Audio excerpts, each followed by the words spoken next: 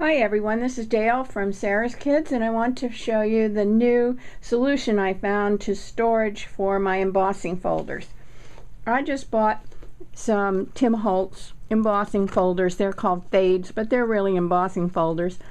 And they wouldn't fit in my Cuttlebug storage because it's full. And I didn't want to buy another one of those storage things. They're expensive and they're big and bulky. So I came up with this. It's a little book, which I called folders, and there are pockets where the folder fits in. So I'll show you how to make that. These are the supplies you'll need. You'll need a 6 by 12 inch piece of heavy cardstock and some scraps of black cardstock for the flanges. You'll need 2 pieces of chipboard for the cover, 6 by 6.5.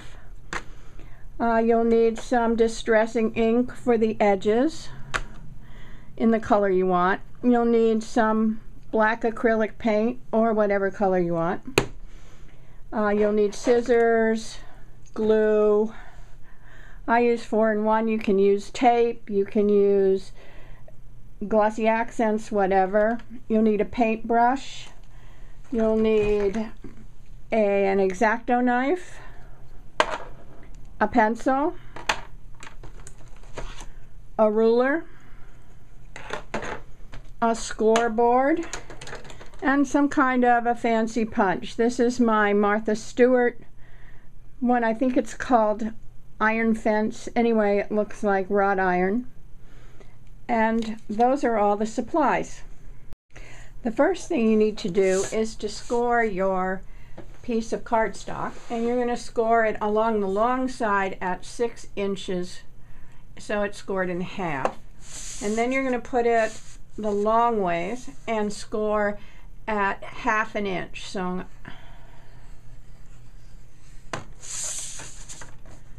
on both sides. And then you're going to take a pencil, or what, you can just eyeball it if you want to, and you're going to cut 2 little triangles out that go about 1/2 inch down and meet at the corner where these 2 score lines meet. And then you're going to cut out these sides. You're going to cut all the way up to the end, and I have that done already, so you don't have to watch me cut. So here's the finished piece all cut out. And now you're going to take a template that's 3.5 by 4.5. I just have an extra piece of chipboard here, and you're going to set it in the center here. And I used a little 3/4 inch cheater block to center this so that it's right in the center of the block. And you're going to trace this template with your pencil. And now you're ready to cut this out with an X-Acto knife. Or if you don't like using an X-Acto knife, you can punch a hole in here, like right in the corner, and slip your scissors in and just cut it out with a pair of scissors. I like using an X-Acto knife, and I have one that's almost cut out. So here it is. And one hint about cutting a square: put your ruler on the outside of the square so that you can see where to stop and start from your lines. And you just go across, and this pops right out. Oh, it should pop right out. There it goes. Save this piece because you're going to use it later.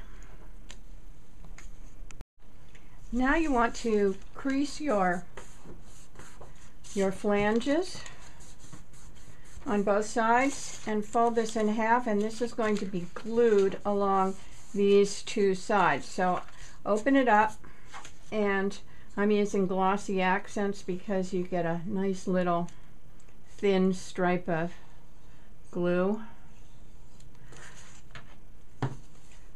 And and push this down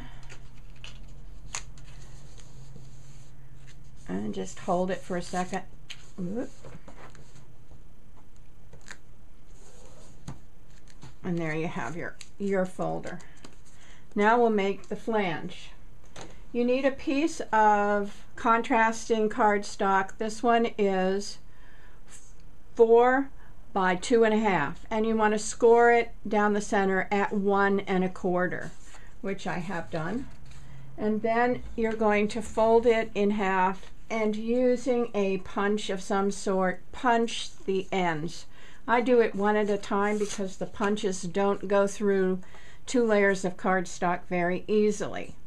At this point, you want to punch the holes for whatever binding system you're going to use. I used my Zutter, and because this is 4 inches, it fits perfectly evenly in that slot. Just make sure it goes down all the way, and then punch it, and then there's your perfect holes.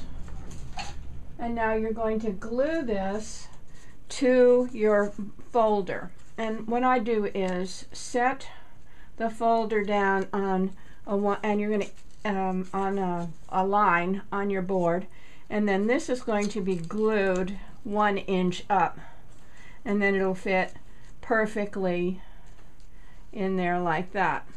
And you want to put glue on this along the crease, along the top, front and back, and then I use little dots to glue the pieces together. And what you get is a folder that looks like this. Now we'll show you how to do the cover.